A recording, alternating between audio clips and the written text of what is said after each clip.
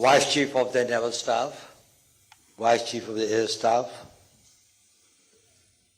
Bipin Rawat, Prabhat Kumarji, Shri Manjit Negi, and all the senior officers of the Indian Army, Air Force and Navy, and very distinguished guests who are present here. I must thank Mr. Manjit Negi for bringing us together on this day. It's a very special day, a day as the competitor informed us that General Bipin Rawat, along with General Leader and other brave soldiers and the pilots who were accompanying him, they made a great sacrifice of their lives and probably left the country shocked, and that's an understatement. It was a shock that is probably still has its reverberations that can be seen and that can be felt all around today. I first came to know about it when Air Chief Marshal Chaudhary telephoned me and told me, sir, probably one of the helicopters has gone missing and General Rawat was traveling in that. But I cannot confirm anything, but I cannot rule out the possibility of the worst. It was really shocking, and we prayed. When I informed the PM about it, I think the man who always maintains his composure and others, he also felt extremely moved about it, and he hoped that, well, there will be good news. But at the end of it, we all were shocked. And let me tell you one thing, that with the departure of General Rawat, each one of us who knew him, or who worked with him, has lost something. The country has lost a great patriot, a visionary, a strategic thinker.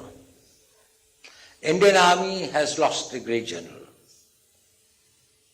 a great leader of the Indian Army. Alevin GR has left, has this thing, a great soldier among them.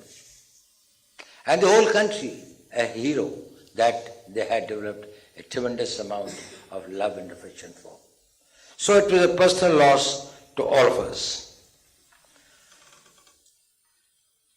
I must compliment Manjit Negi for the book that he has written, which brings about his persona, his professionalism, and his contribution to the national life in a very succinct manner. Probably it's an initial, but a very similar contribution that he has made, and I do hope that the others, for a period of time when we'll do and more studies about him, probably would be able to write much more.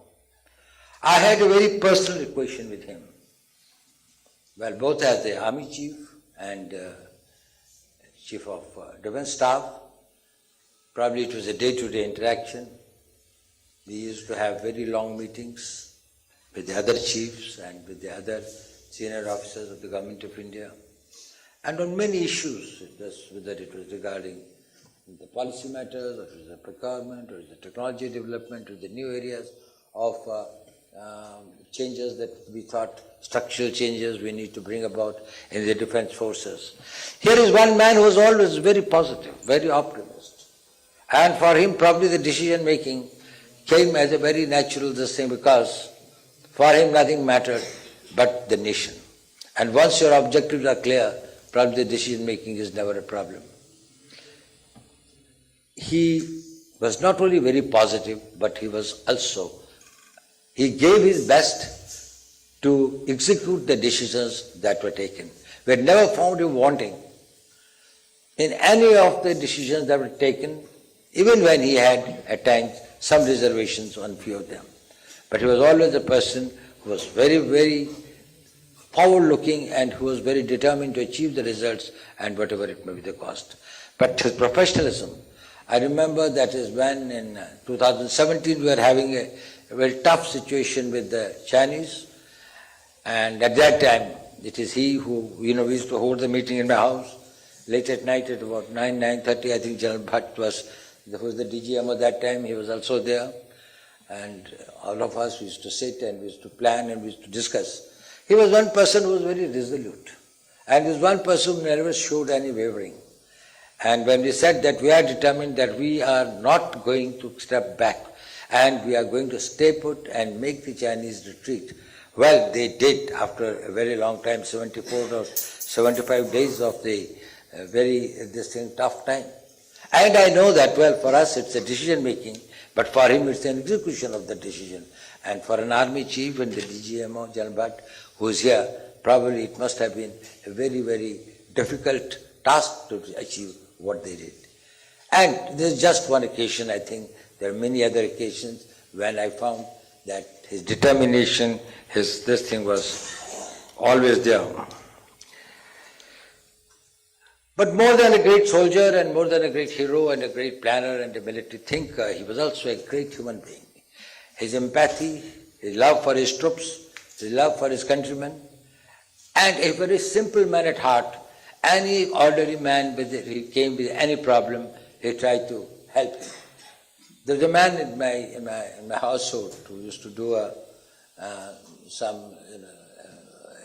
cook in my house, and he went to him and said he had some problem. His father was with the Garhwal Rifles, and he had not been able to get some. There was some problem about that. And General Rawat instantly told, "Kal savare mere ghar aa jana. मैं तुम्हारा काम देखूंगा कैसे करते हैं." And he did his work.